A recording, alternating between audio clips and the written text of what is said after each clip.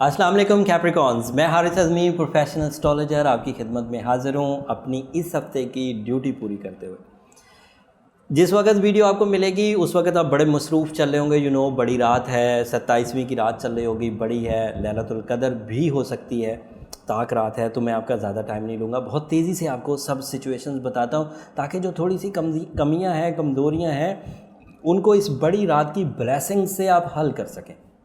मामला ये है कि छठे घर में आपके सूरज था और ये जो ईद का चांद होगा वो आपके छठे ही घर में होगा, और ये बड़ा प्लस पॉइंट है आपके लिए, आपकी सेहत के लिए, आपकी अपीयरेंस के लिए, आपकी शख्सियत के लिए, आपकी ऑर्गन परफॉर्मेंसेस के लिए, आपकी तंदुरुस्ती के लिए। एंड सूरज का उस एरिया में होना आपके ऊपर एज इफ़ेक्ट नहीं आने देगा, आप अपनी एनर्जी को मैक्सिमम यूज़ कर रहे होंगे, तो ये सब प्लस पॉइंट है। दूसरी तब्दीली आपके यहाँ 6 जून को आएगी जब मरकरी अपने यहाँ छठे घर से निकलकर 7th हाउस में दाखिल हो जाएगा। इस बात को थोड़ा समझने की ज़रूरत है। मरकरी 7th हाउस में एक तरह से मुस्बत होता है कि आप मामलात को बहुत अच्छे तरीके से समझकर डिसीजन लेंगे और इस डिसीजन की वजह से फैमिली लाइफ में बड़ा पॉजिटिव इम्पैक्ट पड़ेगा, और मरकरी की 7th हाउस की अपीयरेंस की वजह से जो शराकतदारी वाले बिजनेसेस हैं उनमें बड़े पॉजिटिव चेंजेस आएंगे। बट इसका एक नेगेटिव पहलू ये है कि आप दिल से सोचना ज़रा कम कर देंगे और दिमाग से सोचना ज़रा ज़्यादा कर देंगे। एंड रिश्ते जब दिमाग से सोचने से चलाने लगे जाएं तो वहाँ पर कंप्लेंट्स खड़ी होने लग जाती हैं। जब दिल से चल रहे होते हैं तो फिर कंप्लेंट्स भूलती, जब किसी से मोहब्बत हो तो फिर शिकायत नहीं होती। लेकिन अगर दिमाग से सोचने लग जाएं कि इसने मुझे क्या दिया, मैंने इसे क्या दिया, तो फिर शिकायत बढ़ती हैं। तो मरकरी जब 7th हाउस में आता है तो ये इस तरह दिमागी सलाहियतों को बुरुए कार ला कर गिव्स एंड वो जो आप देते हैं लेते हैं उसमें से अपने मुनाफे ढूंढने लग जाते हैं। तो ऐसी सिचुएशन में हस्बैंड एंड वाइफ में थोड़ी सी कशीदगी रह सकती है।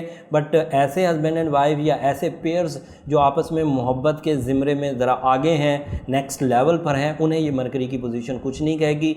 मरकरी सिर्फ हस्बैंड एंड वाइफ रिलेशन में ही अकल से सोचने वाले हस्बैंड एंड वाइफ जो कोई कैप्रिकॉन है, दोनों में से कोई एक, तो वहाँ पर कशीदगी हो सकती है। अदरवाइज़ शराकतदारी के बिजनेसेस के लिए बड़ा अच्छा है और मियाँ बीवी के लिए भी बहुत अच्छा है, लेकिन मोहब्बत से अगर सोचा जाएगा तो।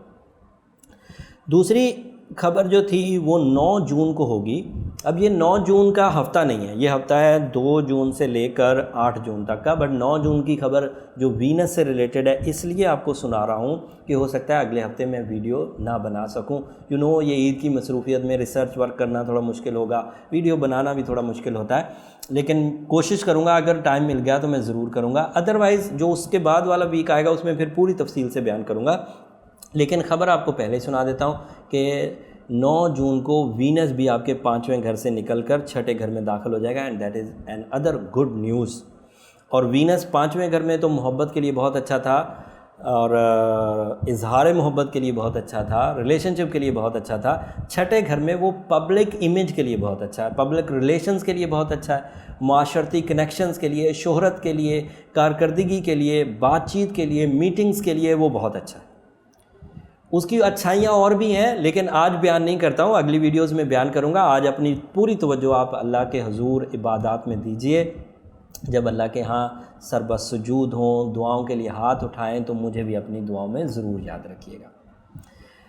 अगले हफ्ते और बड़ी तब्दीलियाँ आएंगी, कुछ वो तब्दीलियाँ और जो इस हफ़्ते मैंने बहुत एक्सप्लेन नहीं किया वो भी मैं अगले हफ्ते में बयान करूँगा। बस अब जाते जाते एक खबर आपको दे दूँ, क्योंकि ये बड़ी रात है तो आपको सूरह यासीन की सेकंड लास्ट आयत 26 टाइम्स ज़रूर पढ़नी चाहिए, ताकि वो जो रेट्रोग्रेशन ऑफ जुपिटर चल रही है और रेट्रोग्रेशन ऑफ सैटर्न जो चल रहा है ये आपके लिए बैलेंस हो सके, इसका कोई नेगेटिव इम्पैक्ट आपकी ज़ात पर ना आए। और उस नेगेटिव इम्पैक्ट को रोकने के लिए ये सबसे बड़ी रात है। 29th भी आएगी, वो भी बड़ी रात हो सकती है, बट इन रातों को ज़रूर कंसीडर करिए। उम्मीद करता हूँ मेरी दी हुई इन्फॉर्मेशन आपके ज़रूर काम आएगी। अपनी दुआओं में मुझे ज़रूर याद रखिए। जाते जाते मेरी और मेरी पूरी टीम की तरफ से दिल की गहराइयों से आपको ईद मुबारक। अगले हफ्ते ज़्यादा तफसील से वीडियो बनाऊंगा, तब तक के लिए इजाज़त दीजिए।